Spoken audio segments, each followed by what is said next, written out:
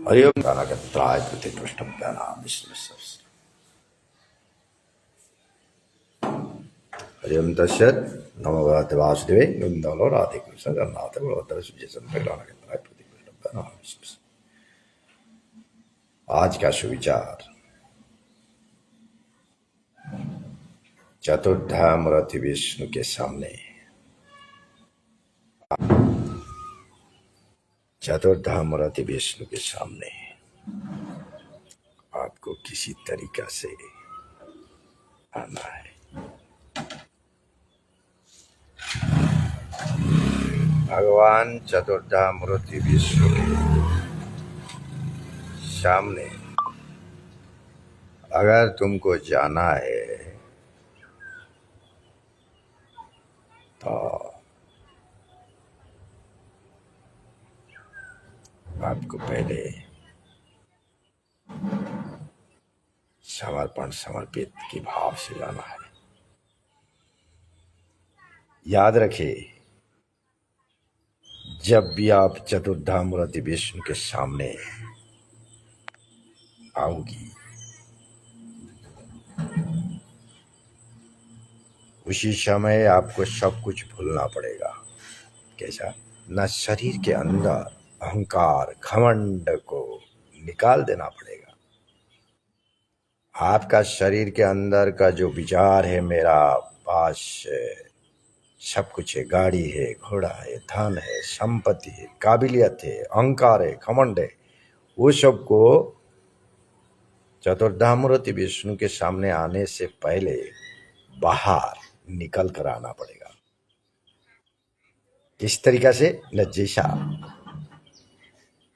एक विशाल धनवान व्यक्ति, विशाल नेता, मंत्री, काबिलियत वाला, पढ़ा लिखा, बहुत हाईली एजुकेटेड, जिसके अंदर अहंकार घमंड भरा हुआ है, जब शरीर से जीवात्मा निकल जाता है, शरीर से जब जीवात्मा निकल जाता है तो शरीर को लोग बोलते हैं ये डेड बॉडी, गंदगी हो गया, ये मृत्यु है। डॉक्टर उसको घोषणा करता है मृत्यु। उसके बाद वो जीवात्मा कैसे जाता है? नंगा जाता है। ना उसके पास गाड़ी होता है, ना बंगला होता है, ना काबिलियत होता है, ना कोई हाईली एजुकेटेड होता है, सिर्फ काला परछाया, नंगा काला परछाया, एक वस्त्र भी नहीं रहेगा शरीर के ऊपर, जो काला परछाया के ऊपर पंचभूत जीवात्मा रहता है उसके ऊपर भी नहीं रहेगा। वो कहाँ से खड़ा होगा? ना भगवान चतुर्धामूर्ति विष्णु के सामने खड़ा होगा। चतुर्धामूर्ति विष्णु बोलेगा क्या है तुम्हारा पास, बताओ। जीवात्मा परछाया, इंसान का जीवात्मा परछाया बोलता है मेरे पास कुछ नहीं है। गाड़ी है? नहीं है। करोड़ करोड़ संपत्ति है? नहीं है। काबिलियत है? नहीं है। सौंदर्य है? नहीं है। क्या है तुम्हारे पास? कुछ नहीं।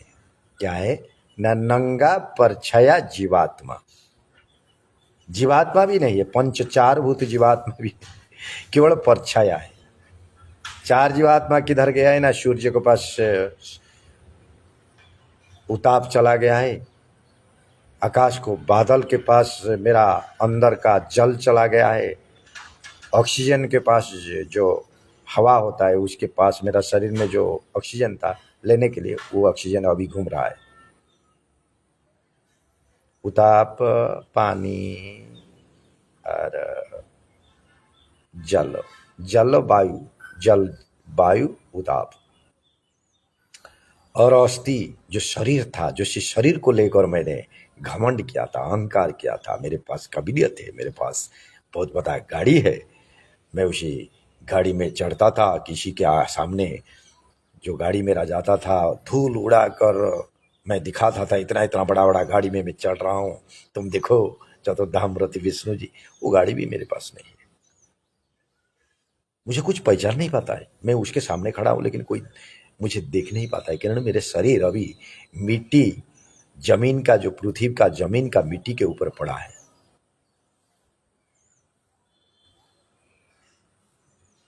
तब भगवान चतुर्धामूर्ति विष्णु बोलता है अब तुम्हारे पास कुछ नहीं है, कुछ नहीं है। ठीक उसी तरह शरीर जब जीवित है, चतुर्धामूर्ति विष्णु के सामने ऐसा आओ ना। शरीर जिंदा समय, जब शरीर जिंदा होता है ठीक उसी तरह आओ ना, भगवान को बहुत अच्छा लगेगा। और तुमको जो इसी तरह समर्पण समर्पित भाव में आता है, भगवान उसको हर समय दुआ देता है। वो कौन आता है? वो गोमाता आता है, कबूतर आता है। गोमाता का शरीर भी है, लेकिन समर्पण समर्पित भाव में आता है चतुर्धामूर्ति विष्णु के सामने। इसी तरह नेता, मंत्री, काबिलियत वाला, बहुत बड़ा बड़ा धनवान, करोड़पति, अरबपति, सब ऐसा नंगा। नंगा का मतलब नहीं कि जो शरीर में जो कपड़ा पहना हुआ है वो कपड़ा को खोल के आओ। नंगा मतलब ये शरीर के ऊपर जो कपड़ा है उसको खोल के आओ, नहीं नहीं, वो बात नहीं। नंगा का मतलब जब भी चतुर्धामूर्ति विष्णु का मंदिर में घुसती हो, चतुर्धामूर्ति विष्णु के सामने जाती हो, श्री कृष्ण के सामने जाती हो, राम के सामने जाती हो, भगवान एक होता है चतुर्धामूर्ति विष्णु, उसके सामने जो जाती हो, शरीर के अंदर का जो भाव होता है नंगा कर दो। खुद को एक जीवात्मा की तरह जाओ। परमात्मा के सामने जब तुम खड़े होती हो, तुम अपने आप को सोचो, हम एक जीवात्मा, वो परमात्मा। परमात्मा के पास हमने कोई घमंड, अहंकार, कोई काबिलियत, कोई दिखाना की जरूरत नहीं। या चतुर्धामूर्ति विष्णु को स्वच्छ चक्षु में दर्शन करने वाला जो अभी घूम रहा है, कल्कि अवतार, ऋषि मुनि मार्क्स कल्कि अवतार, एक अवतार, उसके सामने भी उसी तरह